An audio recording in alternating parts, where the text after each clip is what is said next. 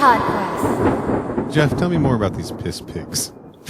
Let me tell you about these piss pigs. I stay away from them. That's not my thing. It's not my thing. I know it's some people's thing. It's not my thing.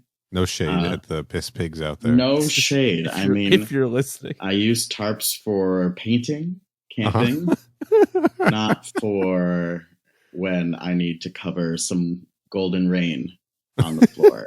I prefer that to be more of a solo bathroom activity by myself. But no shade to the piss pigs. I know they love them. Some swallow it, and I don't get it. They say it's sterile, but you know that can't be good for you, right? Sterile is not the same thing as hygienic. At the least, it's very salty, so you'd probably have to drink some water or Gatorade afterwards. You'd hope so. These piss pigs are making me thirsty. The tarp's a good idea, though, to make sure that you get your security deposit back when you move out, you know? Yeah, the whole I mean, you could say you had a cat. Cats pee everywhere. And it was like, oh. Sure, but then you're not getting that deposit. No, it's factored into the pet deposit, maybe. Oh, smart. Maybe. I don't know. But, why else would they charge that? Do you think there's a piss fetish deposit you can also get?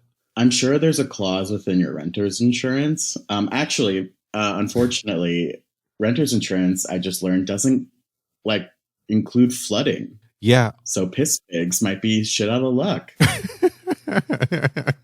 Your floors are fucked, whether it's rain, whether it's sewage or piss. They won't cover Christ. Any of it.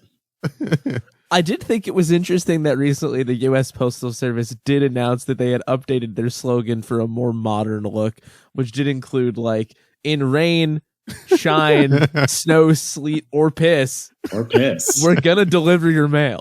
And that was really brave of them. Remember that weird point in COVID where everyone was support the postal workers? And I was like, yeah, I do. I do. Where was I not? Are people saying "fuck you"? Is this Vietnam, post-Vietnam all over again, where we're just saying "fuck you" to homeless people, but it's postal workers? Yeah, the conservative government was trying to defund the post office and privatize package delivery because that's what they do.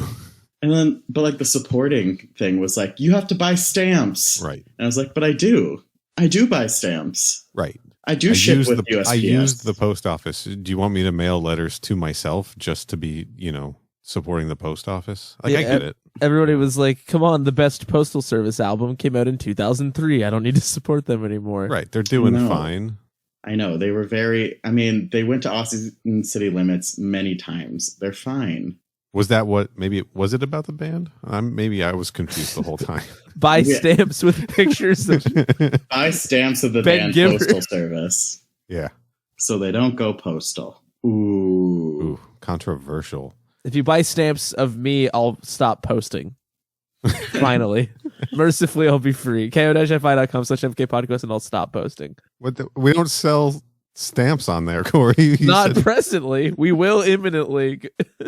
Subscribe to USPS's new OnlyFans, Only Stamps. Hey, yo. Jeff, welcome back to MK Podquest. Thank you for having me. It's been a while. But I'm glad to be back. Legendarily, you were on our Mortal Kombat Annihilation episode. Yes, my therapist knows all about it. Just trauma, shared trauma we all went through with that movie. I don't know. Did we go for 2 hours? I think just us rambling. We went for a while. We went for a very long time. That movie I'll check while you're going. I'll check the run times. That movie also rambles for a very long time. So it does. I don't blame us. And so does this podcast in general. Corey and I rambled for a good long while about Mortal Kombat Legends Snowblind earlier today. Jeff, have you had a chance to see Snowblind yet? Not yet. I actually just got my steelbook copy in the mail. I just picked it up. You went hardcore. You got the steelbook. And this is why we appreciate postal workers. Right. They delivered it to the wrong door of my apartment complex, though. Oh, no. Motherfuckers. Defund the post office. Post office. No, but I haven't gotten a chance They're basically just cops without guns. This shit sucks. They even dress like them. I know you guys hate the animated movies. Not true. Well, one of them. We hate one of them. I like Scorpion's Revenge, and I like 20 minutes. And that's pretty, like 20 minutes probably of Battle of the Realms. Maybe like the Colosseum parts.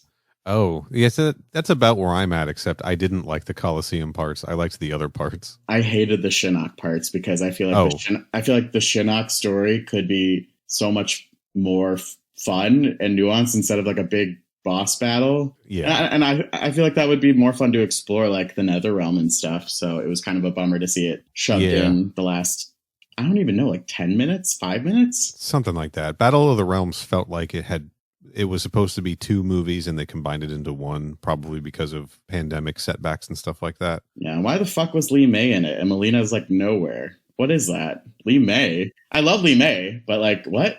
In this economy? Yeah, there's no controversy about if that was Lee May or Mileena. No, fuck them. In any case, it was absolutely Lee May. That's where we stand. They credited her wrong in the credits. I really liked Scorpion's Revenge. For a while it was like my favorite Mortal Kombat movie.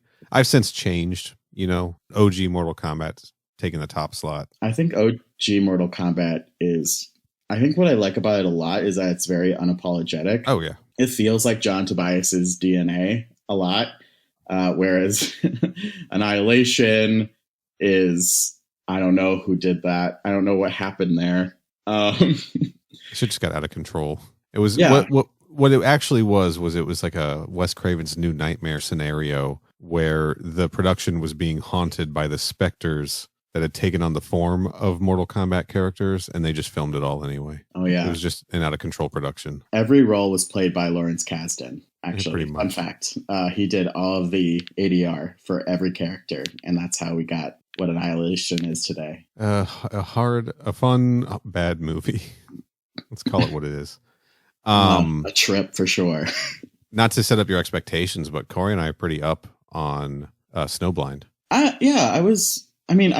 I'm cautious about it just because they are going away from the canon, but I really do appreciate that because I really like that they're playing with deception characters, even though they're bottom of the barrel deception characters. But at the same time, it's a really good thing that they chose them and completely changed their designs and updated them. And I love that Kano is completely different because honestly, Kano, as sexy as he is, bores me to tears.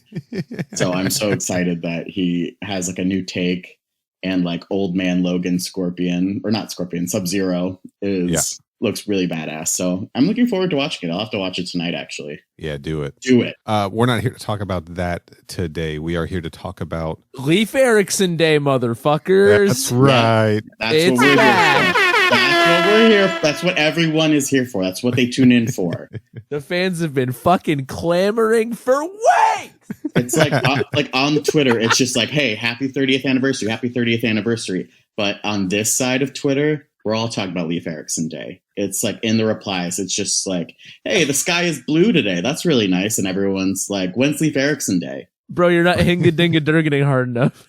You're not hinga-dinga-durganing. Corey, did you see what I posted on Discord that bills have been introduced in the Parliament of Canada to observe Leif Erikson Day? Finally, somebody's doing something right over there. Am I right? Some legislation you personally can get behind. Not to be confused. I did think it was weird when the Buffalo Bills announced they were rebranding to the Leif Erikson Bills, but not the Buffalo Leif Eriksons. No.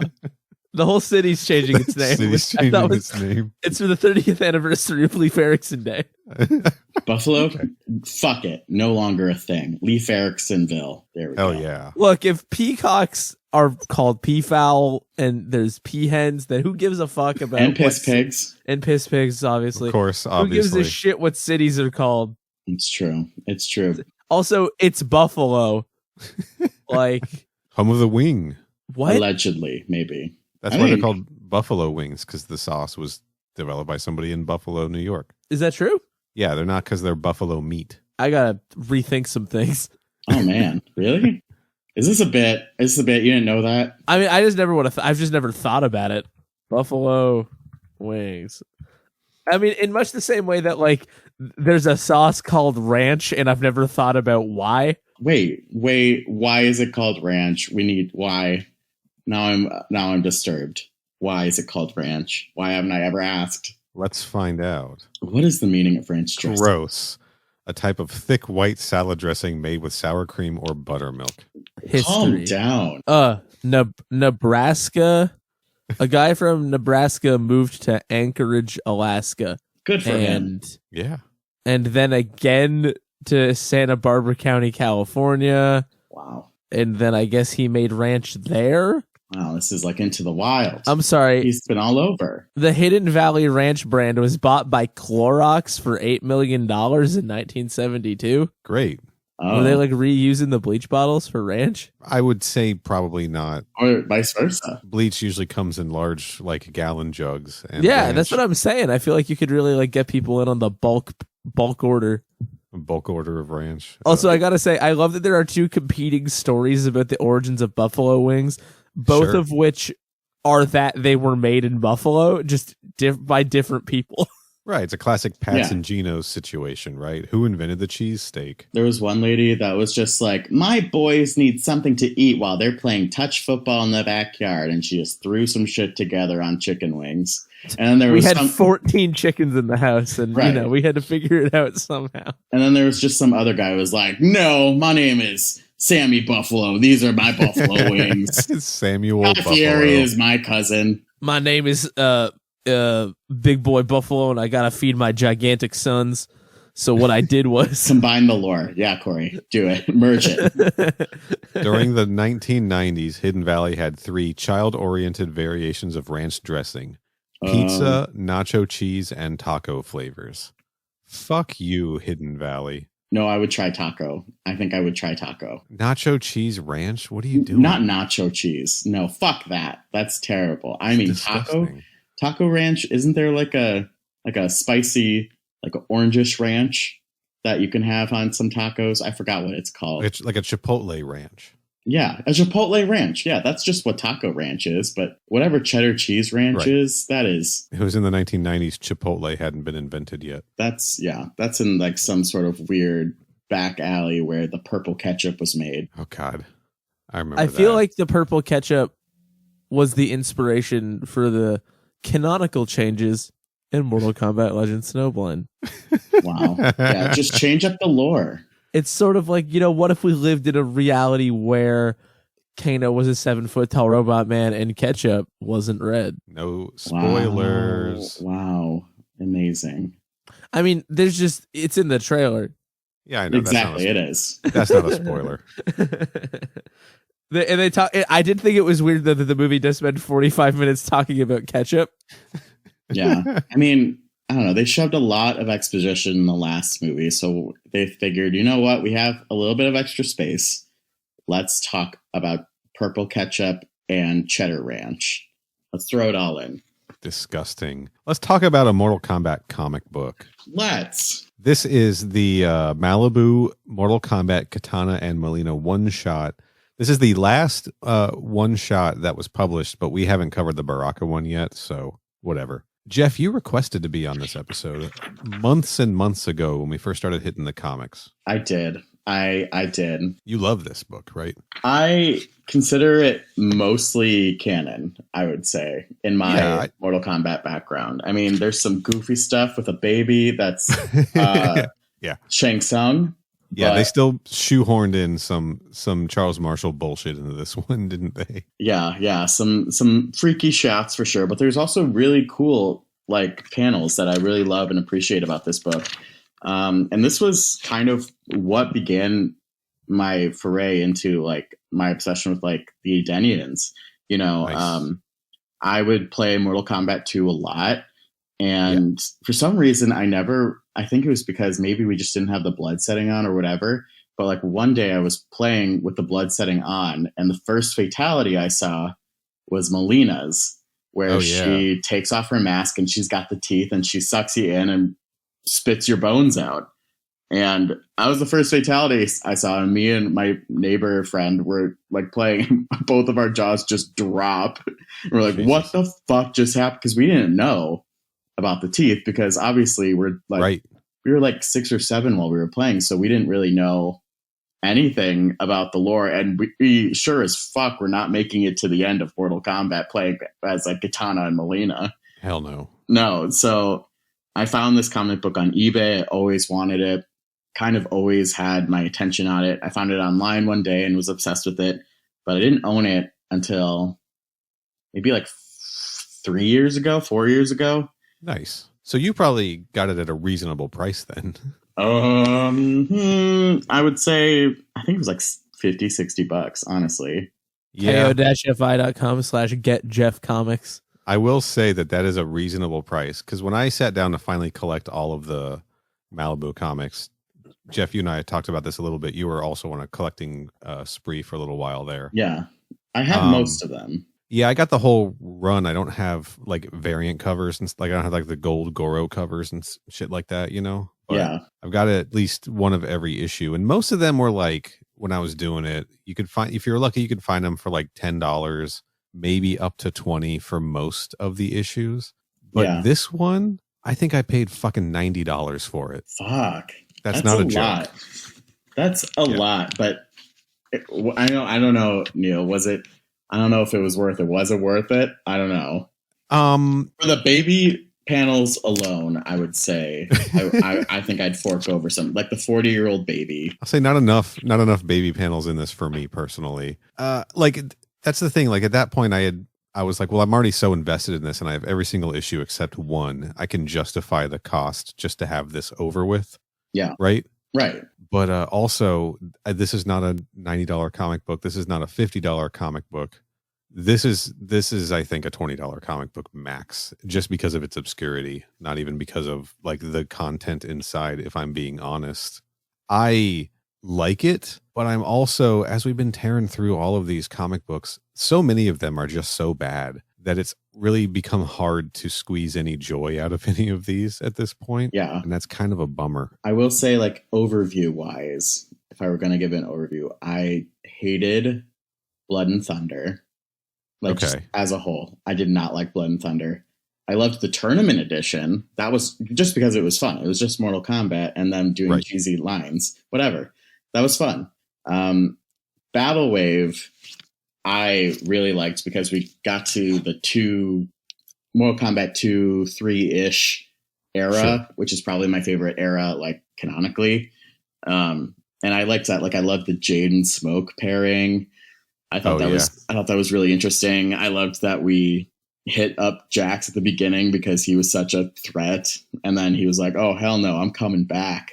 I think it was Jax, right? It was like Jax or Johnny Cage. Yeah, Goro attacked him in the gym. Yeah. There was good things about Battle Wave, and then the end hit, and that was what sucked. And that was when Sonya...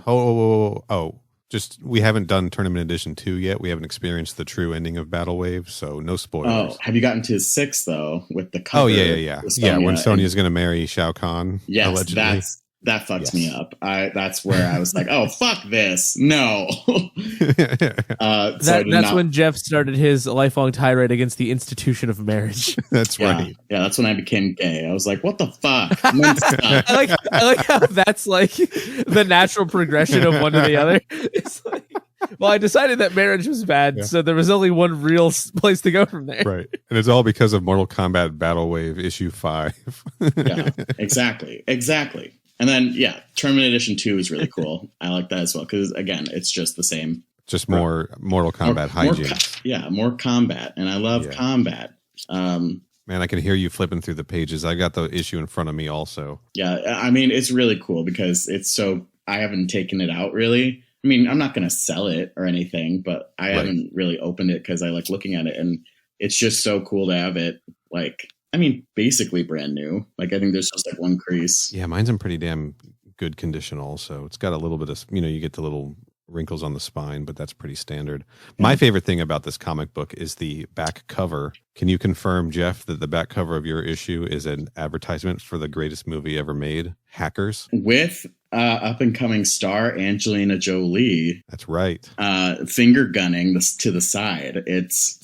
like a weird turquoise background that looks like, like the back screen of a 90s computer. Hell yeah. And then it has the tagline, hack off. And then it's a pirate skull and crossbones, but it's a telephone.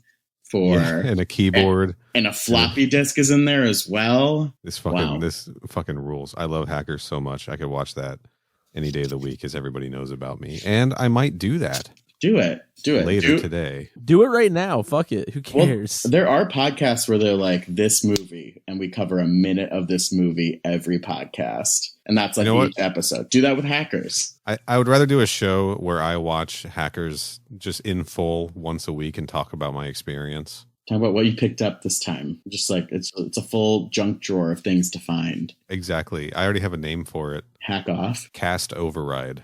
Yeah, no, Jeff, I can't overstate the degree to which this is something that has already been in Neil's brain for an extended period of time. And good, Corey, I am good taking your advice.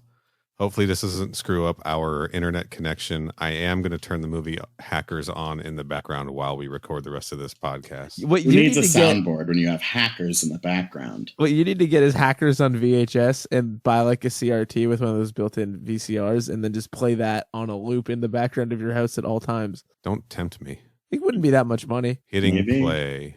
All right, Hackers is rolling. Let's talk about this Mortal Kombat comic book. So y'all here with this baby or what? Let's do a little bit of credits first. I'm going to do a fast Neil Nook if nobody minds. No, go for it. I might. Okay, I guess my opinion doesn't matter.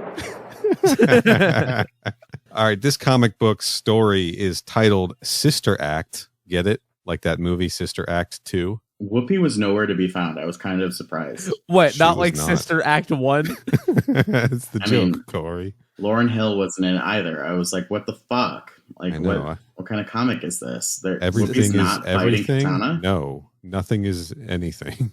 This book, of course, was written by everybody's favorite Mortal Kombat character, Charles Marshall. Penciled by Greg Horn. I'm going to say right now, fantastic pencils in this. I think he's a very good artist. Can't speak as much to the coloring. We don't get that dynamic coloring we've gotten in the other Mortal Kombat books. This was just colored by the Malibu computer color with Moose Bauman doing color design. Patrick Osley is lettering, and of course Dan Shaheen and Mark Panicia are editors, and this is based on characters created by Ed Boon and John Tobias. Wow.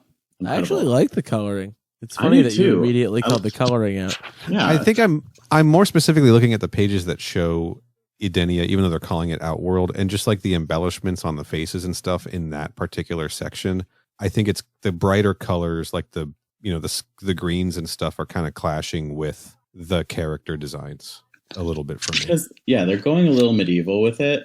So I kind of see your angle there, and it looks weird. So like in one bottom panel, we get like this medieval castle and like a little village under it. And then you jump to the direct next panel, and there are giraffes in the background. And then the living forest, all of them are smiling and having a good time. And it's called the Laughing Forest. The Laughing Forest. And I'm like, guys, you don't have to, you don't got to do all that. And they all look like those giggling cookies where they have those commercials where a kid just laughs as hard as possible for 30 seconds while other people are confused about it. I'm also confused about it because I've never heard about those laughing cookies. This sounds disturbing. Yeah, they were called Giggles. All the commercials I'm referencing are from well before I was alive. It's just because my brain is broken and I'll watch compilations of commercials from like 45 years ago. But the whole gimmick of those commercials is literally just that as a kid is eating these cookies, they're just giggling up a storm and just laughing a lot. And maybe a sibling is in the room who's like, hey, let me get in on that sweet giggling cookie action. And that's like the entire 30-second commercial. And then there's some narrator voice being like, giggles are so good, they'll make you laugh your fucking ass off. What if in the background of one of these commercials, like this is like headcanon for me, is like, this kid just got done just fully murdering his parents, and he finally got the child locks off of the cabinets, and he's just enjoying his cookie and like going into a manic catatonia because he finally has just decapitated his mom, just going in on these cookies and Jesus Christ, just going for it. It's dark. Giggles is dark, but they have to play the story that way for authenticity. I don't want to sorry to cut into this Giggles talk, but I am watching Hackers while we record this, and the song Halcyon and On is playing. That is, of course, the song from the end of Mortal Kombat 95 as well. Is that the one at the end of Mean Girls 2? I might be. I think you're right. Like where Yeah, where they're like, yeah, but if any other plastics come around, watch your back, and then they get hit by a bus. And then it's like, ooh, dun dun dun dun dun dun dun. Yeah, that's the song. That's 100% the song. Yeah. That was in Mean Girls as well. And I was like, oh wow. Mean Girls is Mortal Kombat. That was a stage fatality at the end of that movie. Yeah. I would like to identify for the court that if you go to the chat in Zencaster, if you want to see that Giggles commercial later, I've provided receipts. Okay, we'll check it out later. Well, now I'll believe Corey that this exists, I guess. Finally, because I know I'm just so untrustworthy that I really need to back up all of my statements. So. You need to prove it. Yeah. But Corey, should we turn the Corey Corner over to Jeff? Jeff, you can give us a summary of what happens in this comic book. Yeah, as soon as I think of a synonym that starts with J, we can do that. I don't know. Whenever I did that in like summer camp or whatever, it was always like, I'm Jeff and I like to jump, or I'm Jeff and I'm bringing jam to the picnic. Yeah, let's go to the Jeff Jam. Let's all go climb into Jeff's Jeep.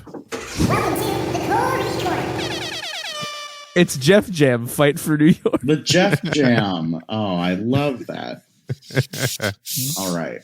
So let's break it down page by page. Panel, no. Every panel a pause. Every panel. Hi, my name is Jeff, and I'm going to read this comic book without describing any of the visuals. It's not a visual medium. I know that you buy comic books to read them. Not true. Not anymore. No. Okay. Let's break it down. So Kitana, she is a deadly assassin. We know her. We love her. She wears blue. She pulls it off well. She has beautiful hazel eyes. And she's wandering her castle, and she's just like, I'm not allowed in this particular wing of the castle, and I don't know why. I'm going to go explore. And then Reptile. We all know Reptile. We love him. He's shit in this comic book series, Reptile. Dumb piece of shit. I think Reptile is making fun of people with lisps. I disagree. Oh, with you don't Reptile. think this is real? Oh, he's not hissing because he's a lizard man. He's doing it to make fun of people with speech impediments. That's pretty fucked up. I think he's pretty fucked up, and it only goes to show how evil he is at the beginning of Mortal Kombat, and then he gets watered down as it goes on, and Kotal Khan comes in the picture. You know, I believe that for this version of Reptile. This version of Reptile would do some fucked up shit like that. Right, he's a white guy in this, so of course he would. Can't argue with that, honestly. So this ableist Reptile walks in, and he's like, hey, you're not allowed in this side of the castle, homegirl. Shao Kahn, your dad, is like, yo, she's not allowed at that side of the castle. And she's like, can it, creep? You know, in that 90s kind of way. And she keeps calling him a belly crawler, which it feels like a slur.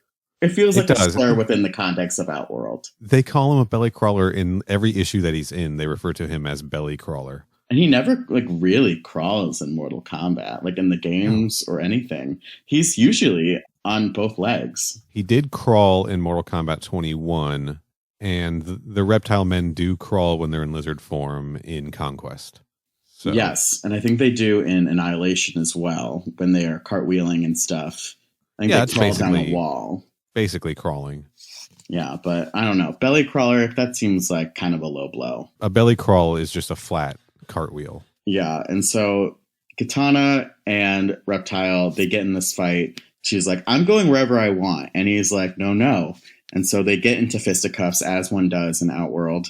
And she fully gives him the works. She cartwheels, she kicks, she uppercuts, all the Mortal Kombat 2 fun moves. One quote is, her movements are as fluid as a summer spring, as a bird of prey. And like the creak of the kestrel, she can be hard to contain. Wow. Can we say girl boss? Did anyone say female CEO? She-E-O? Did somebody say Nancy Pelosi? Nancy Pelosi, she just did that.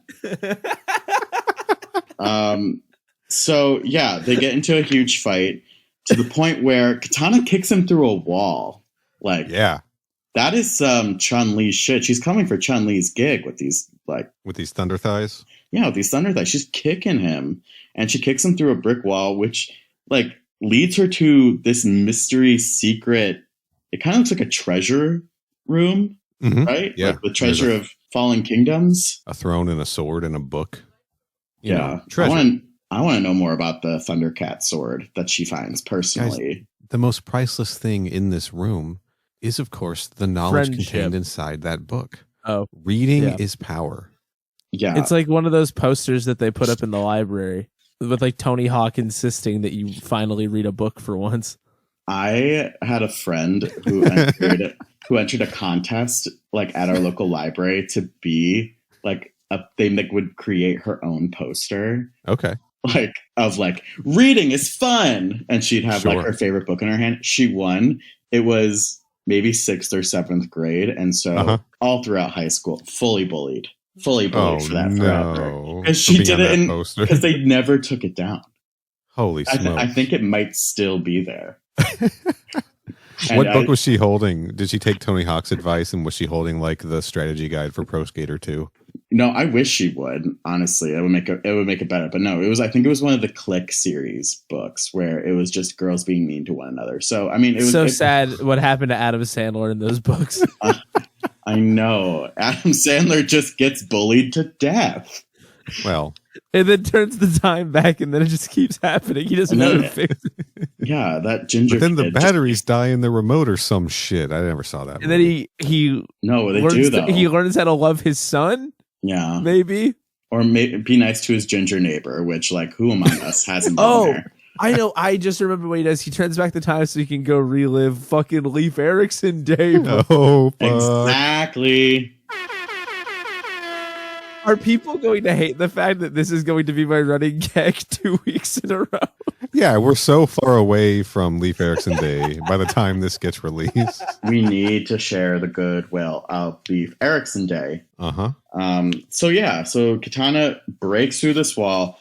Reptile's like, oh my god, treasure. He does a Scrooge McDuck dive into gold and just swimming in it. He's so distracted. This is him. Look, in this panel, he's being a fucking belly crawler. There it is. Yeah, he's swimming in the gold. I don't know. Reptile, you have to stand up for. How do you guys pronounce Zatarin? Zatarin. Yeah, I've always said Zatarin. Saurian is the modern term, correct? Yeah. I don't know why they changed. I don't know. That's a whole other topic for another day, because we need to sit crisscross applesauce with Kitana and brush up on our family scrapbook. Dude, literally, I'm really glad you mentioned that, because I did immediately know. I'm like, why is she sitting like that? Right. It's getting like, comfy with a good book, because again, books are the real treasure. Regardless of if you're 10 years old or 10,000 years old, you like to kick your feet as if the seat is taller than you like to kick your feet and like read a little book and read the newest Animorphs. Yeah, right? That's what she's doing. I like how there's a chair and she's chosen to sit on the table anyway. Yeah, there's a full like padded throne like right next to where she found this book, and she's like, nope. And then just, Corey, come on. She's not like other girls, okay? She's not like other girls. Kitana walks into the room. She's a free spirit. Spins the chair around. Spins the throne around and sits in it backwards. How you doing, champ? So you want to talk about it? Yeah, she just curls up and gets her giant mug of hot cocoa, does a little sip, and she starts to read about this mysterious kingdom. And so this is where we enter the flashback, where it's Outworld, but it's also Edenia, but it's Outworld. Yeah, it's Outworld. It's before the Edenia acknowledgement, right? Yeah. Like this is still probably like 95, 96 in Edenia. Yeah, we're pre-Mortal Kombat 4, so I don't think Edenia was getting thrown around as a name. Yeah. So we learn about King Jared, I say. Mm-hmm. Everyone, are we agreeing on Jared? Yeah, we're fine. We call him Jared. I love that it's like Sindel and Jared. We also call Daran, his friend from Conquest, Darren. So yes, good. Yeah, just modernize the names. It's fine.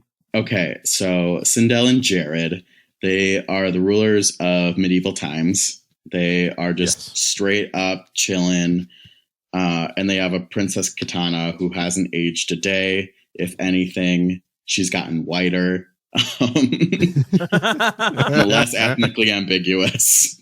And so they basically, the king and queen of medieval times, everything is great.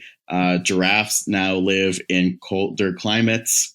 The trees are happy. Yes, the living forest where they're all spooky old man faces are now just little giggling, laughing forest. The funniest example of like things were good then. Like the trees were fucking vibing. They were living. They're literally saying, hey, remember in Goro Prince of Pain when we introduced Kung Lao with a tree kicking the shit out of him and then he punches the tree into pieces? Well, once upon a time, those trees were happy. All right. You feel good about Kung Lao now? This is just another like subtle shot the comic books are taking it, making Kung Lao a piece of shit. Something to ponder. Well, I feel like we, over the last 30 years, have all witnessed the himboification of Kung Lao. I feel like Kung Lao was never as stupid as he is in Mortal Kombat 11. I think he's gotten there over a really long time. At first, he was just a fun guy with a hat that turned into a saw blade. And then as time went on, he became dumber and dumber and dumber. But you know what? We still love him. Regardless of his IQ. Dumb piece of shit. So then they're like, everything was beautiful. That is until the Fire Nation attacked. Because this bottom panel, I say this. It's pretty sick. This is a sick panel. Absolutely. This bottom panel is serving cunt. I love it. It's Shao Kahn with his spiky helmet, skull helmet. He is like pulling himself up out of the depths of hell, like fully like Buffy season 6 style, digging himself out of his own grave. Like he is living. They're like, everyone is so fun. And Outworld, we didn't have any enemies except one. And then it was just like, surprise, bitch. It's me, your sexy daddy, here to conquer. And then like but then immediately we shift the tone back to like, oh, fair, happy joy. The Queen Sindel and Jared are on horseback. By the by, Sindel is in the front of the horse while Jared is in the back. I am interested. What's that dynamic like? I feel like they fuck. Like they fuck. These two, they fuck. They don't just fuck. They fuck. This is the first King Jared we've seen ever. Because we saw Jared. Obviously, he was in Legacy. He was in Defenders of the Realm in the flashback. Right. This is the first King Jared that we've seen in anything we've covered on the show where I'm like, okay, yeah, I get it. This guy rules. Like this guy doesn't suck like all the other versions we've seen. And it's funny how low the bar was because this is just a guy. Like this is the most like it's medieval times and we needed a king. Here's the man. But his forearms are toned and hairy. He's got beautiful like tresemme glossy hair. Like you can see his muscle tone through his shirt. He has Jared is ripped, dude. He's jacked. And he has riding boots on and he has a weird medallion that means nothing. He has the Lion-O sword. He does have the Lion-O sword. He has a Lion-O sword. And so they're just like clip-clopping around in the forest, like with their, I want to say Spartan guards. Yeah, they got a gang with them for sure. Yeah. And they find a baby in a basket, as one does when you're traversing a forest. Yeah. And they're like, oh my God, a baby. Someone left it here. Let's bring it back to our medieval castle and just like vibe with it and give it Kitana's toys. Look, we can't fix everybody's problems, but we can raise an entire baby for the rest of its life. Right. But also, King Jared, isn't it your job to fix everyone's problems? You're the fucking king. This is why monarchies don't work.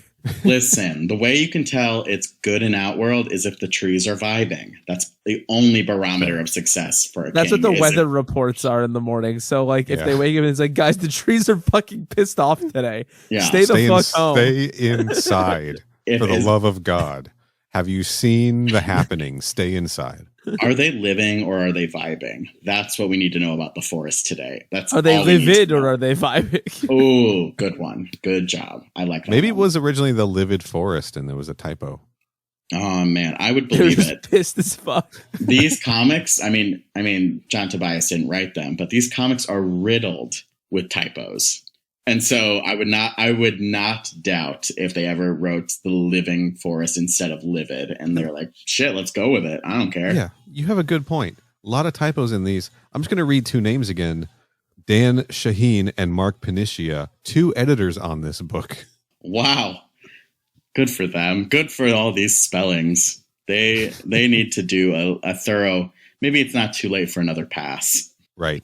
We need a collected edition of all of these remastered. I am sure that there was not a second printing or a second run, so they can try again. Yeah. So they're vibing with this baby that was bald in the forest, but now it has a full head of receding hairline blonde hair. Yes. This baby is old as fuck, and you can tell. Yeah, this is a 5-year-old that they're still putting in a diaper at this point. Right. And it's chewing on a horse, which is pretty fucking weird, all things considered, because once you flip the panel, it's like, yo, we've got visitors. It's the Lin Kuei, which is crazy because... Well, and the funniest line that's been in any one of these books ever, and I do mean it, is when Jared is like, hang on, do I have anything else I need to do today before dinner? And they're like, oh yeah, by the way, you have agreed to an audience with the Ninja Clan. And something about saying that to like the most generic looking medieval king you've ever seen in your life with like ye old English fucking font is so funny. It's just endlessly hilarious. You have agreed to an audience with the Ninja Clan. Like 10,000 years ago, it was like, oh yeah, the Earthrealm Ninja Clan is here to see you. Right. Also, Lin Kuei, not ninjas, right? Chinese Scorpion assassins. was a ninja. Shirai Ryu, ninjas. Lin Kuei, not ninjas. Canon-wise, does Scorpion steal the secrets of the Lin Kuei to create the Shirai Ryu, or is it vice versa? It is Takeda, the founder of the Shirai Ryu, steals the secrets of the Lin Kuei. Yes. Okay. Yeah. Yeah. So bunch of fucking fakers. Anyway, this is hilarious because they just ran out of like frozen ice puns or like words. So like the original cryomancer for the Lin Kuei, I guess, is called "Greetings, Lord Jared. I am called Ice." I am called Ice. Just call him like Cube or something, man, or like Frigid, or like Chili. You know, like mix it up. Sure. He should be called Zero. Just called Zero, right? And then the next guy is Sub-Zero, right? Right. He's the Dom. He's Dom Zero. There you go. I was moments away from saying the exact same fucking joke. We got there. You gotta slip it in. We all got there. Everyone got there. So yeah, the Lin Kuei are there like, greetings. I think that there's going to be some evil shit going down, Lord Jared, and we want to offer our assistance. Like, we want to team up. And we think Shao Kahn is up to some stuff. And Jared's like, I have no fear of Shao Kahn. He is jacked, spooky, and not my business. And he's right behind me right now, isn't he? He's right. If you're here and I'm here, then who's? And he turns around and it is the Creeper. Shit goes off the rail on this. Yeah, Shang Tsung becomes a grown man and he goes, my wife. Also, I would like to zoom in on a particular panel on this page. Yeah. It is the one where Jared is just like, Shao Kahn is an incel, fuck him. You know, and then you see Shao Kahn behind him, but you see like the craziest foot. And it's Shao Kahn's foot. It has like clawed toenails. It's like, where is your foot protection? Doesn't he? A bare foot. A bare foot? Why is he barefoot? There could be glass on the ground. There could be a nail. Barefoot is in not wearing shoes, not barefoot as in his foot looks like the foot of a bear. No, I mean both, honestly. I mean a raptor, really. What kind of bear are we talking about? I mean, honestly, I think he waxes, so he could be a bear. So yeah, Shao Kahn breaks into the castle somehow, and then they're like, "Oh no, it's Shao Kahn!" The 40-year-old baby notices him first, Right. This baby, by the way, looks like Philip Seymour Hoffman. Anyway. It does. And then... I would like to Philip see less of this baby. Yeah, we're about to. Pew, pew, pew, pew, pew. Don't you have that sound? Make the sound. My comic book's sitting on it right now. Move the book? What do you right. mean? My comic book is sitting on it right now. There. Is everybody fucking happy now? Jesus Christ. Also, yeah, well, now the trees are going to let us live for another day, so yeah. So I can't push the air horns button. My comic book is sitting on it. God. Well, they're mad because it's made out of living trees. the tree. I think all the trees in the audience are laughing right now. Yeah, the trees are absolutely mad about the existence of comic books, aren't they? Because that's just paper made from trees. Yeah, it is. This is a cannibalistic medium. It's pretty fucked up. But I also want to say, like, the Lin Kuei are like, psych, we're not here to help you. We're here to fight you. And then JK Ice reveals that he's not only is he evil, but he also is wearing a monocle. He is, isn't he? He's fully wearing a monocle. What? He's got a lens over his eye. What? Hang on. He goes from Oh my monocle. God. What the fuck? He goes from no monocle in most of the panels we see. I can't believe it's in the panel where he shoots the ice as well. Yeah. It's like a Dragon Ball scouter. Like, they were like, but just the lens, like he's holding it in his eye like a monocle. Yeah, he has a monocle on, and they're like, shit, we forgot to draw the monocle. That's like his whole thing. And then they draw it in. It's the only way he looks different than Sub-Zero is this monocle. And then I think it immediately disappears, I think. But King Jared is like, bitch, you thought I knew you guys were going to do this. Shao Kahn uses you because he fears my power. Right. And then he sends you to test me, but this is no test. And Jared's got magic. He blocks all the ice blasts. He's got a flaming fucking sword. Like, this Jared is a boss. He's like, listen, I fuck, and it's time you guys knew it. And then Monocle is like, no, I recant, which is just Sub-Zero. I'm not owned. Seriously, like, Sub-Zero is like, I want to bring back the Lin Kuei. Like, bitch, just make a different thing. The Lin Kuei were nothing. They weren't shit. Like, terrible legacy too. Just, you're better off with a new name. They threw 12 icicles and gave up. like just rebrand, sir. That was trash. Dumbass. They should have thrown that 13th icicle. It would have gotten through. It would have gotten through. A couple did, but it's like would have changed everything. But King Jared is like, I'm going to deliver the final blow. You guys are just annoying me. But then, cracoom, boom, wow. Cracoom. Oh, wait. Yeah, we're not going anywhere. There it is. Wow. I loved that. That was worth it, honestly. That's the sound. I'll tighten it up in editing.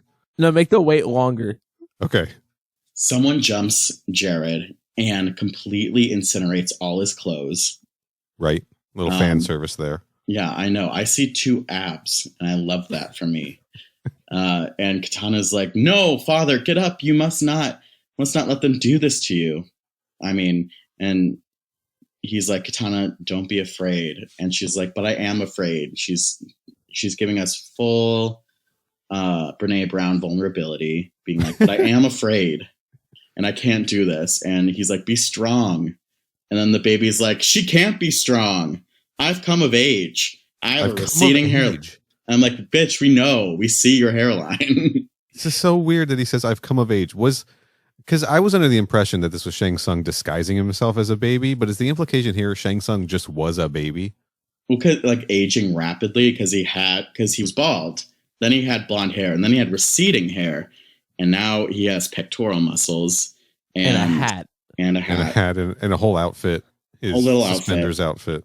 Here's the thing. He was chewing on the little toy horse. And I'm like, if you're Shang Tsung, like fully Shang Tsung, why are you chewing on a horse? So they think he's a baby. He doesn't have to do that. I think this is saying that he was a baby. Yeah, there's also something very funny about the reveal panel where he's in like genie pose and he's got absolutely no expression on his face at all. He's just like, call me Shang Tsung. He's just standing there. And how many wishes do you have left? Like, call me Shang Tsung. He's even got like the genie cuffs, right? Yeah. And then he has like his cute little hat on.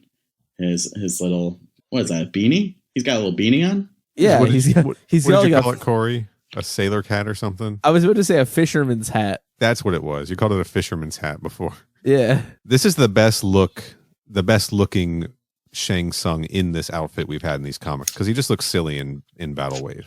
Yeah, and Battle Wave, he's like so evil as to be ridiculous. Right. And this, he's just kind of chill. Right. In this, he's more like, I'm Shang Tsung and I love lasagna. Like, that's sort of the vibe that he's giving right now. Wee whoa. And I would like to make a correction. When they were on the horse and they discovered the baby, it was Kitana, not Sindel.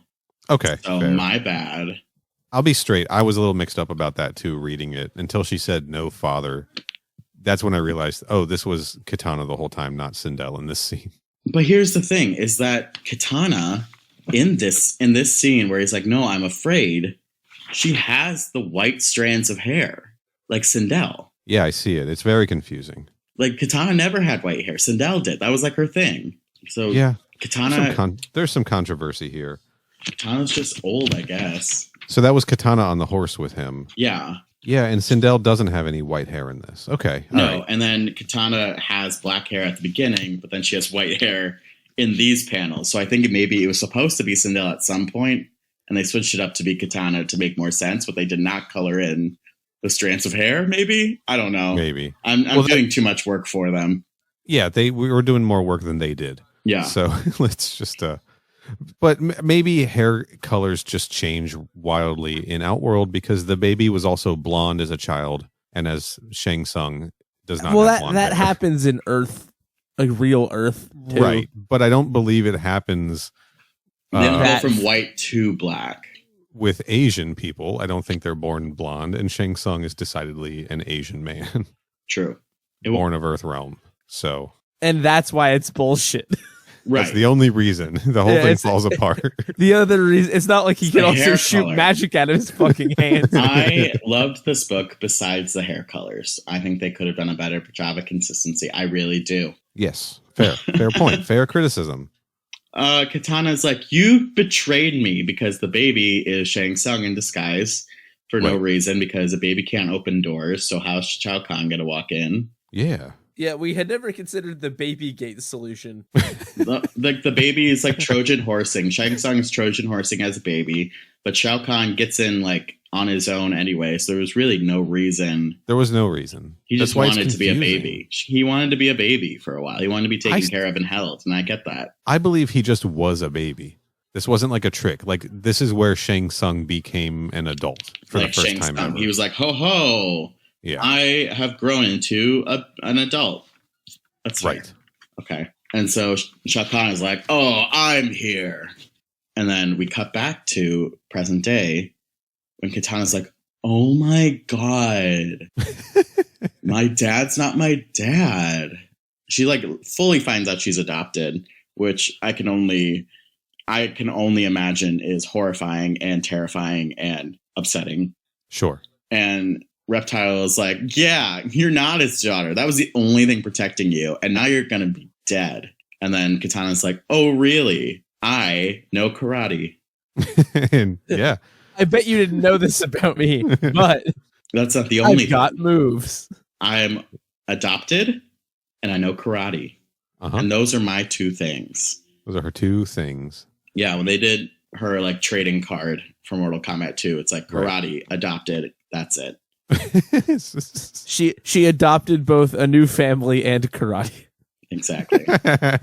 Kind of, honestly, because I mean, she was a full ass adult in these flashbacks.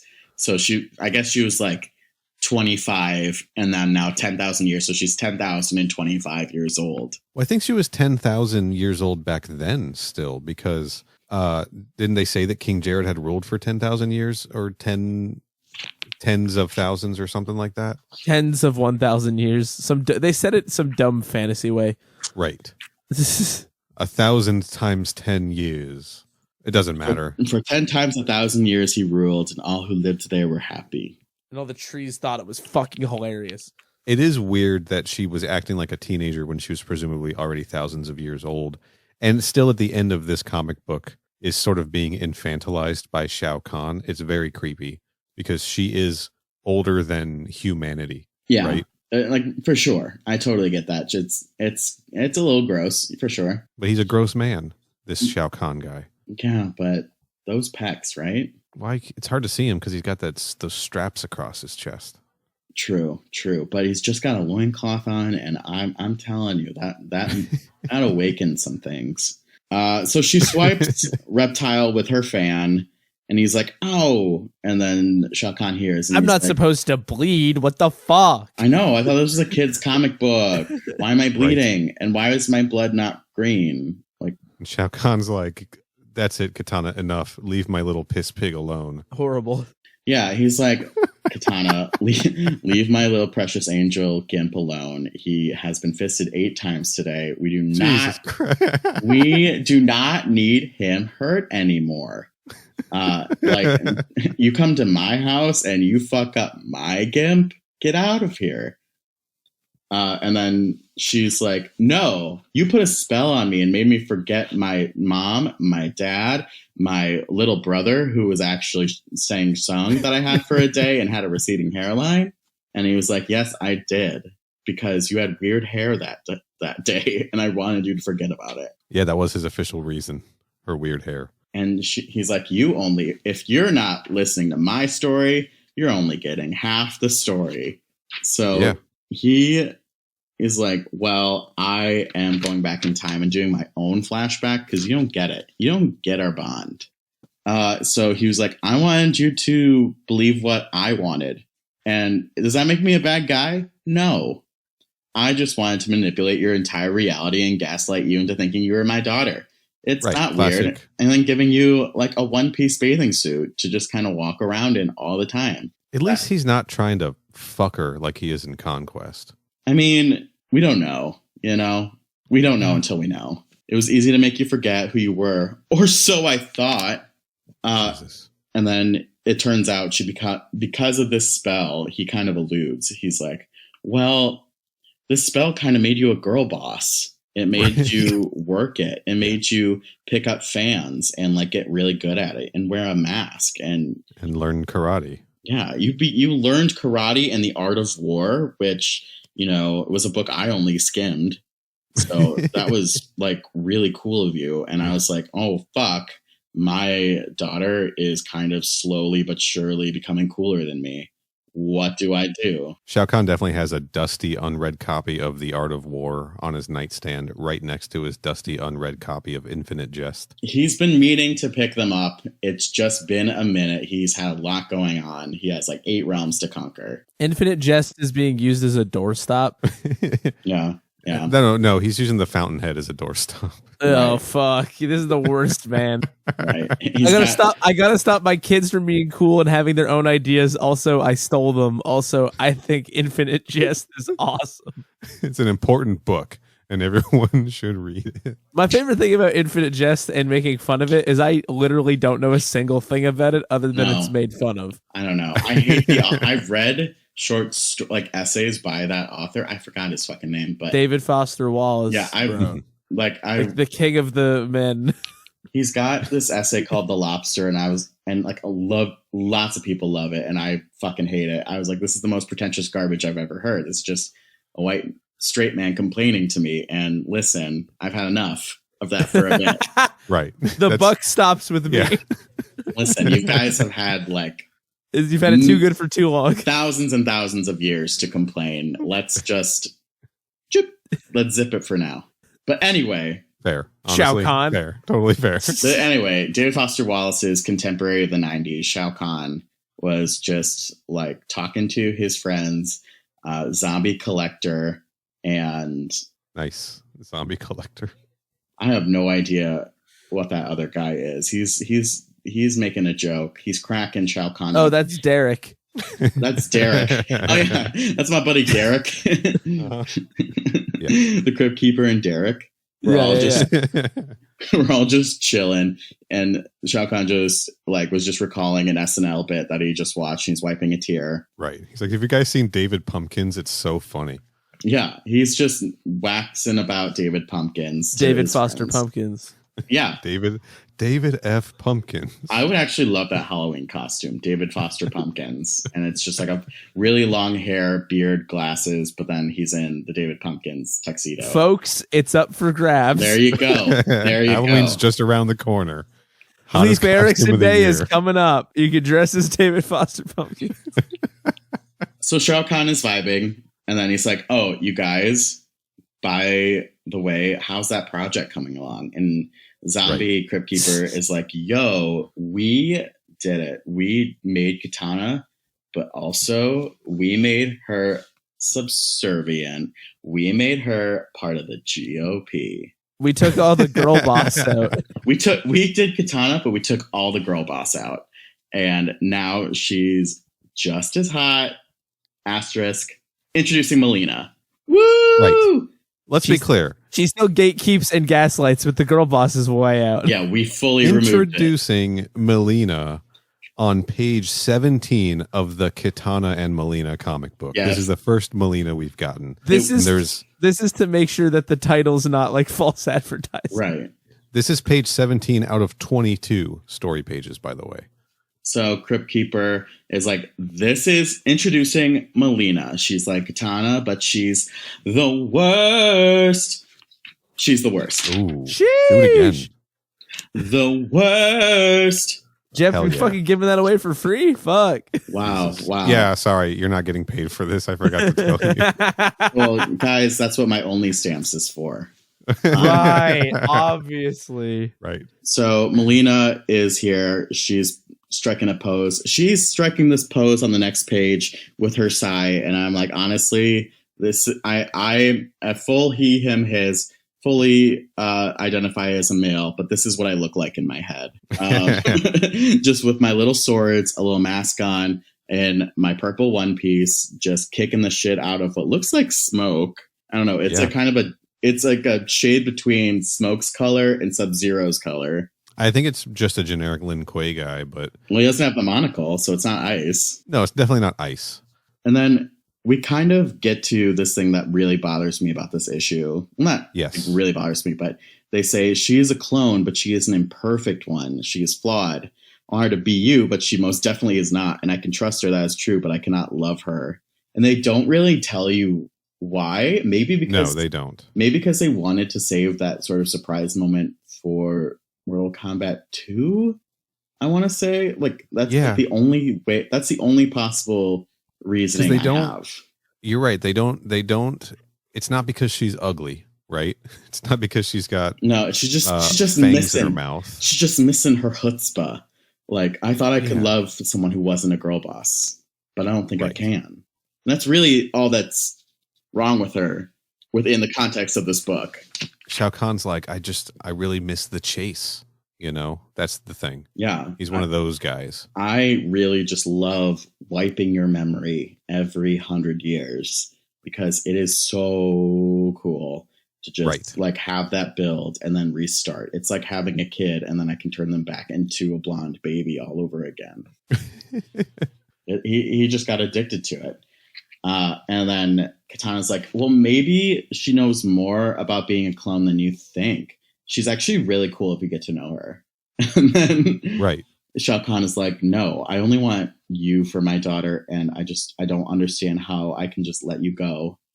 And then he fully like cyclops her, like with his eyes, like these red beams shoot out of his eyes.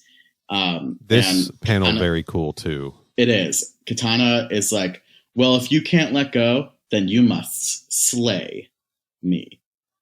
And then he strikes a pose and then zaps her. And then it's a full, I don't even know how to describe this. Like these colors are crazy. It's cool. It's almost like Jackson Pollock, I'll just say. Like they're doing streaks of color up and down, both Shao Kahn and Kitana in this. It's almost like they're splattered with paint, but the background is still like a solid color. Did you get to a heated part of Hackers or something? There's like there's a house. We're at the house party scene. Wow. Actually. Perfect. Yeah, the laser eye panel is sick as fuck, actually. Technicolor rainbow. That's a line they're going to say in this movie, actually. And it describes... It's a Technicolor rainbow. It describes this, Did you know that if you turn on the movie Hackers partway through this podcast, it lines up with the Kitana Mileena one shot of Mortal Kombat? Perfectly lines up with this comic book. It's the Dark of the Moon of our era. It truly is. And Kitana is our Judy Garland. Wow. Yeah. Wow. Pink Floyd wishes. So he zaps her memory again, and then this next panel, she is giving full Lady Gaga at the VMAs, like fainting into Shao Kahn's hands. Like, oh, like her hands are just fully out and splayed, like, oh, I'm fainted, dead. Oh, rescue me. And then Shao Kahn is like, yo, reptile, please seal off this hallway. By the way, did not know it was a hallway. I thought it was just a treasure room. I guess it's just a hallway because they didn't want to clean it. They didn't want to clean off all the treasure off the floor. Yeah. I'm going to take this time to question Reptile's ability to do masonry construction, by the way. That's I don't feel like he's qualified for this job. I know, but like once your homeland is completely taken over by a dictator and you're a refugee in another realm, like you have to take any job you can. It seems like you got to do what you got to do. His greatest familiarity with masonry seems probably like it has a lot to do with jars rather than... Sure, right. He's really into canning. Right. Yeah.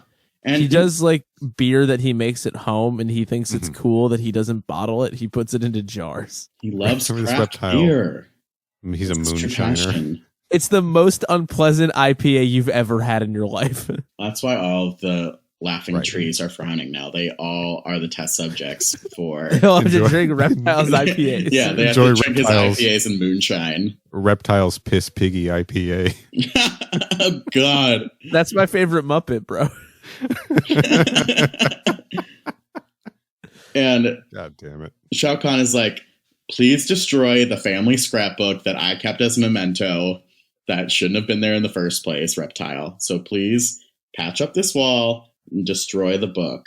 And then I don't know what about this is really funny to me, but Shao Kahn, like the way that they letter it, it's like, I will not be betrayed that way again. Sure. Other ways, totally, but not this way. Like not the same way. Yeah, that is I will only be betrayed in new and exciting ways. Right. Like any other way, sure. I admire it. I respect it. I have read 4 pages of The Art of War, and so I know to respect people who betray me because at least they had the bravery to be vulnerable. But anyway, not only have I read 4 pages of The Art of War, I have also talked to people at parties about those 4 pages to sound smart. Yeah, exactly. And they're pages 69, 70, 71, and 72. Noise. Sure, you started there. Noise. Yeah. Well, 69, 420, and then a couple other random pages. Blaze.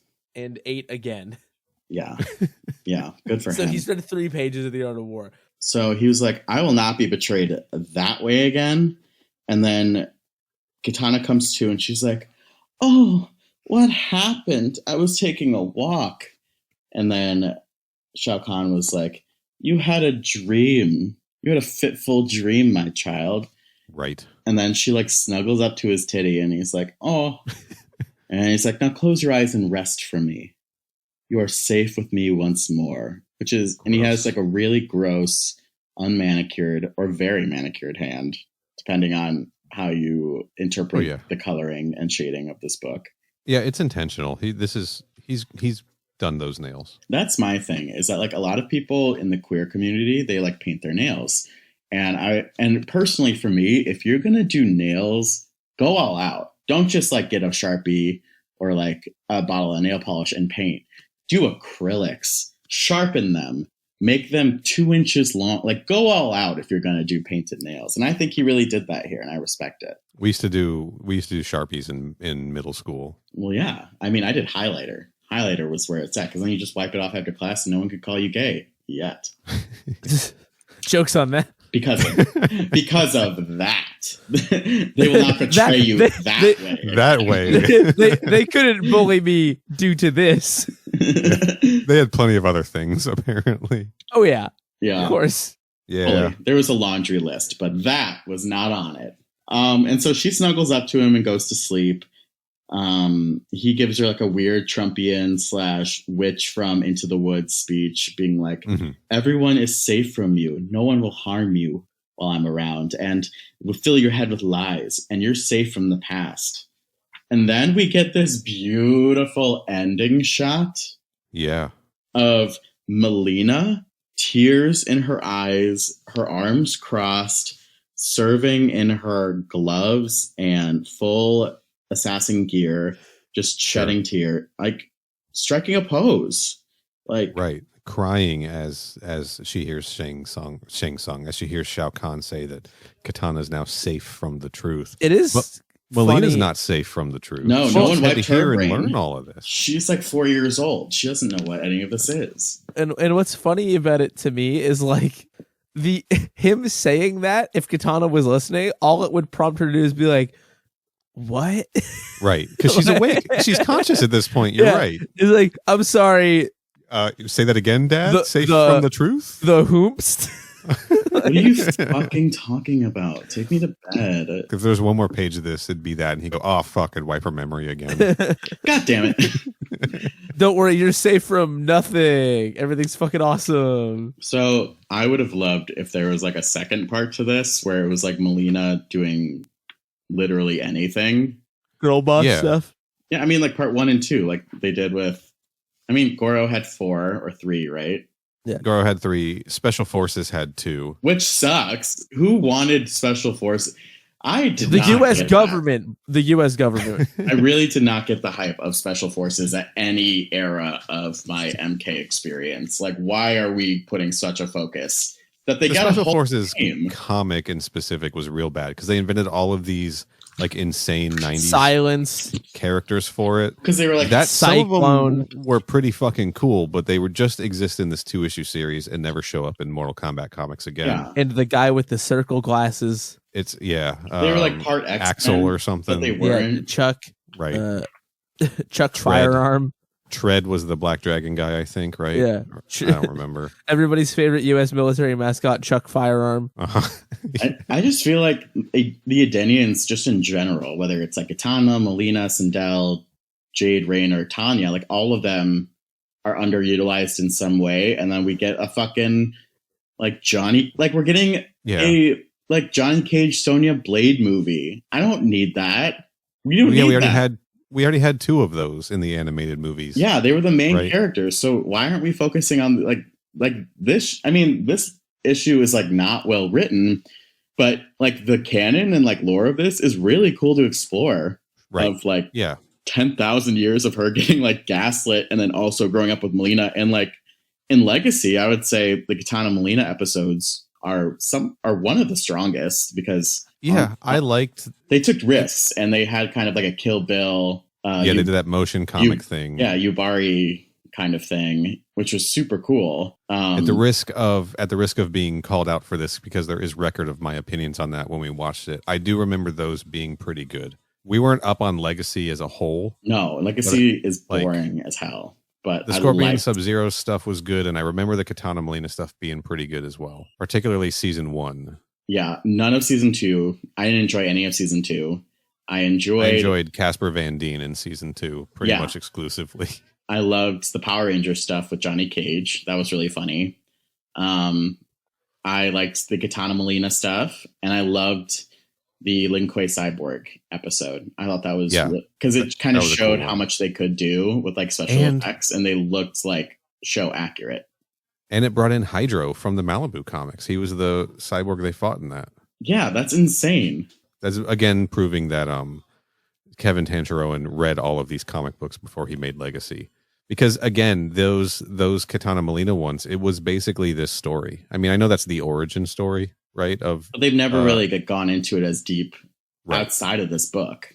And I, like I said, I do kind of consider this book as canon as it possibly could be. I mean, I really wish, God, no wonder the reboot kind of put Mileena at the very end of Kitana's kind of manipulation of like, by the way, we made a clone of her and they didn't grow up together, because it's kind of weird to explain, looking at the context of this and then saying oh, you also have a sister, maybe that. I don't know. Just more Shao Kahn magic, making her think she had a sister the whole time or whatever, right? Yeah. I mean, I would have preferred that, honestly. That would have been a cool thing to explore. Someone just all of a sudden pops up and he's like, oh, yeah, Zip Zap, you have a twin, didn't you know? Remember, this is your twin.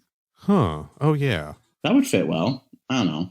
But it'd be fine. It'd line up with anything else we've seen in the games. I mean, sure. Yeah. You know. I mean, there's gaslighting all over that game. Yeah. It's called Mortal Kombat Gaslighting. That's the subtitle. Gaslight, girl, keep gate boss. Gaslight, girl, keep cake boss. Yeah. Cake boss. Where's the cake boss one shot of Mortal Kombat? DLC. Cake boss DLC. I've got a complaint about the story in this, in how it relates to the rest of the Malibu comics. And it's not a complaint about this book, it's a complaint about the rest of the fucking Malibu comics. Because now, admittedly, I have not read the Baraka issue in a very long time. It's fucking wild. If I remember correctly. I hear it's good. It is. It's a cool one shot. I would say it's the only comic book that feels like an effective one shot story. Good. I'm looking forward to it. And we haven't read Tournament Edition 2. I've never read that one. I don't remember the Baraka book. I read it years ago. It was the first Mortal Kombat comic book I ever bought. I found it for $1 in a dollar bin at a comic book store. I think that was the last one I found, because like that one, and then I found the Mortal Kombat 4 comic book. Nice. Like I think it was like pretty well priced. It was like $20, and I thought that was really cool. Considering that's a nice find. Well, considering 1 and 2 go for like hundreds of dollars now. I know, it's crazy. Yeah. Have you read? Sorry, side note. Have you read the Brazilian Mortal Kombat 4 comic yet? No. What? Oh, I'll hook you up later. We're going to cover that on the show in the future. Oh my! Is it like insane? I mean, I haven't read it. It looks insane. It's like 4 issues long. What? Yeah. What? I've read the 4, obviously, because I really like the Tobias ones, but I didn't know there was like a full ass like. This is a licensed Brazilian comic book that some people have translated to English. Oh, I need that. I need that. Yeah. Please hook me up. I will. But in terms of Kitana in the Malibu universe, we see her. She's kind of not super evil, but still like playing for Outworld in Blood and Thunder, and then in Battle Wave she's part of this rebellion group who's trying to overthrow Shao Kahn or stop Shao Kahn's spread of evil or whatever, right? Yeah. This comic book was published like after Battle Wave. She's just chilling in this castle and like calling him daddy and stuff like that, like not at all rebelling. And she's had her memory erased at the end of this, so it's not like she remembers the story of Edenia. Like, I just don't understand where this fits into the continuity, if it even fits in at all. Like, should this have preceded all of that stuff? Or what? I don't know. I just think of like how often she gets her brain zapped. I'm like, you have a tumor, like for sure. She probably does. It can't be good for you to have your memory erased that many times. Right. Like, this ain't Dollhouse. Like, I'm not suspending the disbelief anymore. But it wasn't even good for them in Dollhouse. Wasn't that the whole point? Yeah. Like their memories started to blend all together, and they're like, I don't know what's real and what's not. Fuck Joss Whedon. I watched all of Dollhouse. It was pretty fun. I liked Dollhouse a lot. I mean, it got boring sometimes, but I thought it had a lot of potential that I just never met. Agreed. Corey, your thoughts on Dollhouse? It's the sucker punch of Joss Whedon's discography. Yeah, actually pretty accurate. That's fair. Because he's like, no, guys, it's not. Just look at it. It's not as sexist as it looks. Meanwhile, he's like fucking whoever he can backstage. Yeah, what a fucking creep. What a fucking creep. Anyway, I don't know where this Kitana Mileena one-shot fits in for either the character of Kitana or Mileena in the overall Malibu comics, but maybe we'll get our answers in the Baraka one-shot or the Tournament Edition number 2. Otherwise, this does feel like a standalone thing that, could absolutely be canon, just the canon tale of Mortal Kombat, of Edenia and Outworld, right?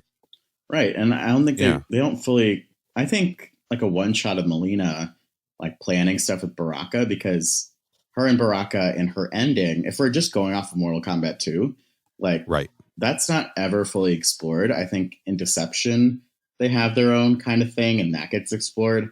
But in Mortal Kombat 2, it's just like, oh yeah, her and her BFF 4L, Baraka, teamed up and did this whole thing. I was like, I would love to see their dynamic and seeing them kind of do their own kind of secret rebellion.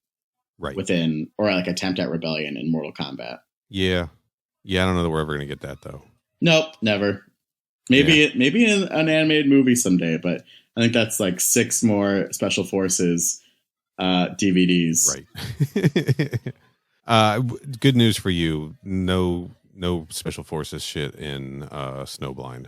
God fucking bless. Because when Kano showed up, I was like, God damn it. I don't need that. Bring on all Kenshi though. Love Kenshi. Yeah, I think you're gonna dig it. Oh, good. I'm excited. I'm going to watch it right after this. I mean, it does start with a title card that says "We made this for Jeff." It was really sweet of them. No, that's going to be the Kitana Mileena one. That's the one they're going to fucking make for Jeff. That's for Jeff. Yeah, and we made this for Jeff. They're gonna do like the new. It's just it said we made this for Jeff, and it's just a drawing of Kitana and Mileena holding hands. Right. Yeah. Exactly. Right. It's the friendship from 11. Or they were referring to the photo, the drawing, not to the actual movie. They'll zoom in on Lee May in a future Battle of the Realms edition where they say we named her Mileena for Jeff. Yeah, and she pulls off her mask, and she's Mileena underneath. No, not that Jeff. This Jeff. Just to really make sure that we all know it's the Jeff on this podcast and not a different. Right. Jeff. It's important. Yeah. It's an important distinction. The only Jeff that matters. Oh, thank you. It's crazy that they let you put that on your driver's license. The only Jeff that matters is my full name. Actually, it's my. When you legally change your name to something, that's what they have to put on your driver's license. Yeah. But, I mean, the fact that they made a double wide one to fit all the characters. Right. Sure. Right. Yeah. It's beautiful of them. Subscribe to Jeff's only Jeff. My only stamps. The only stamps that matter. One more question about this comic book. I don't think in any of the Malibu comics we've seen Melina's Tarkatan face. No, never. Do you think she just doesn't have it in this? I think because they do say that she's a perfect clone of Kitana, right? So when did MK2? When was its launch? Because MK3 was 95, wasn't it? This came out. Yeah, and Mortal Kombat 2 had been out because they introduced Mortal Kombat 2 characters in the Goro series. Right. So why people knew? We knew. If people knew already, why wouldn't they? That's a cool fucking reveal. I don't know. Is it like demographic wise, is it too spooky to see it zoomed in? Because honestly, if you think about it, Melina's teeth have never really been shown until Legacy.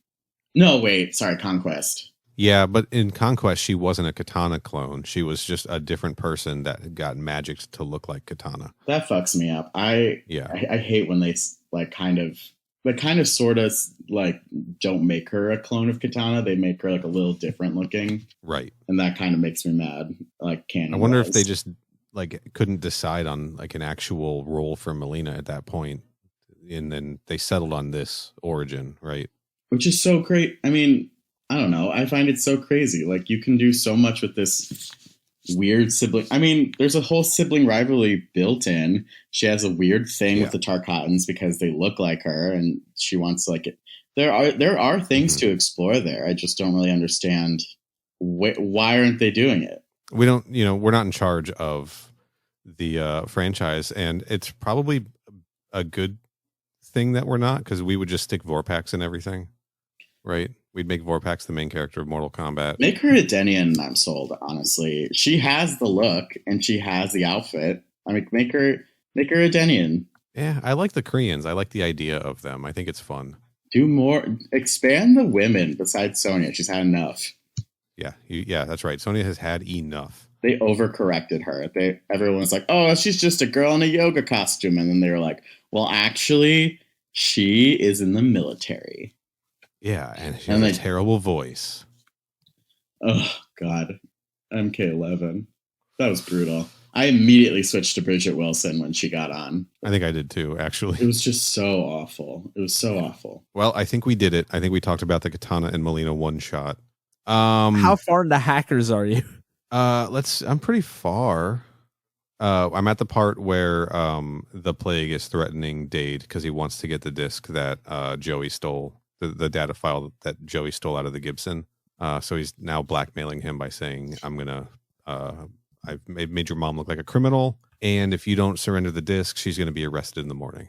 It seems like we should wrap this up so that Neo can enjoy this movie in a full immersion experience. Well, I mean, I'm just going to start it over and watch it from the beginning. I have it on all day. It just keeps going. Yeah. Jeff, tell the people about your podcast. Okay, guys. My podcast is called Oscar Buzzkills. It's me and my friend Mari talking about all of the Oscar Best Picture winners. And the new format, we kind of changed it up. We used to kind of critique by Oscar award, and then they were like, that's kind of boring.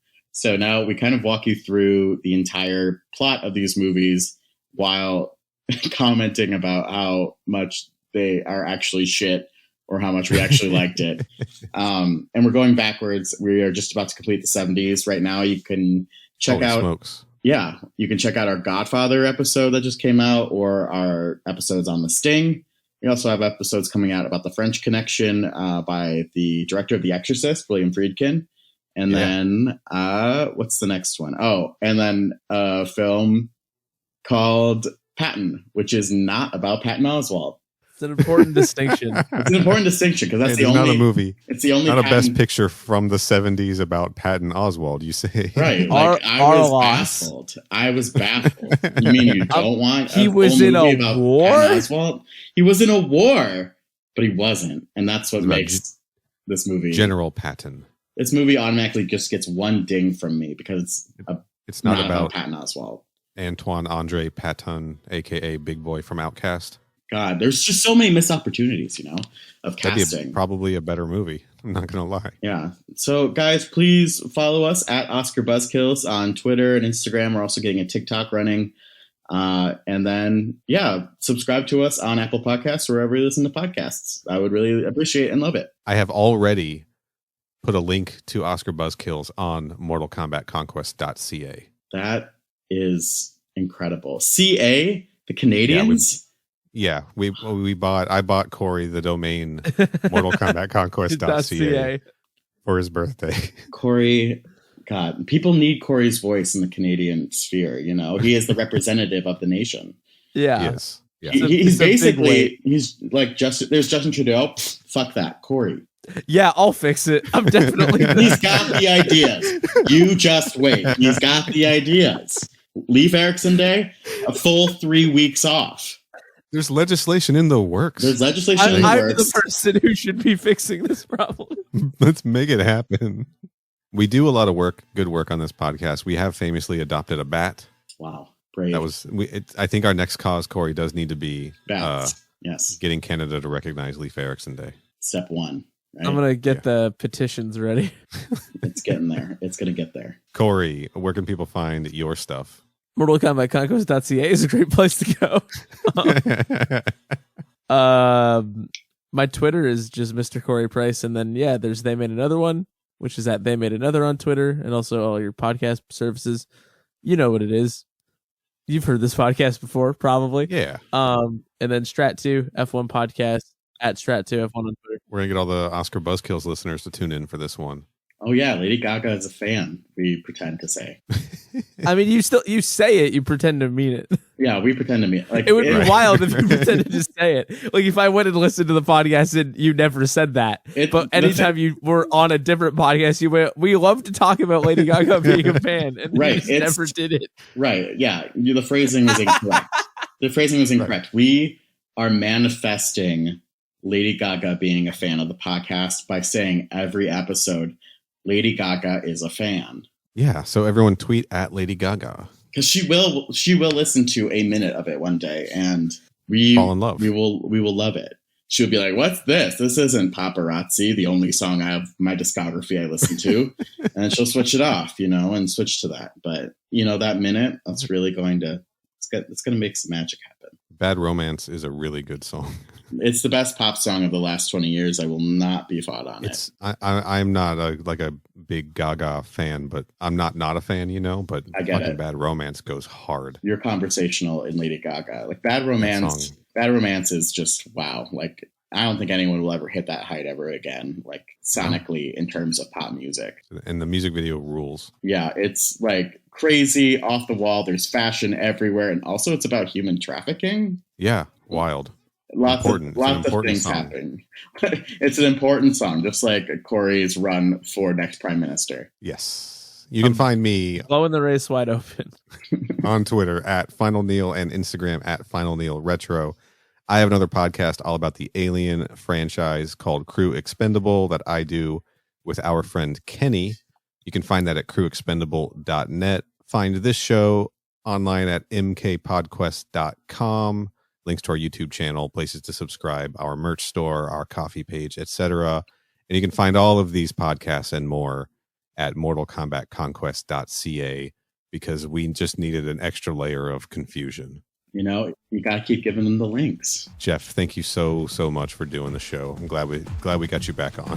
Thank you for having me. I love this weird issue with a weird blonde 40-year-old baby and Kitana lore. I will talk about the Edenians until I fully dehydrate and turn into beef jerky, like in front of you, without any water. Somebody get Jeff some electrolyte. Oh, we're getting electrolyte up in this Outworld / Edenian biz. Yeah, we are. .ca.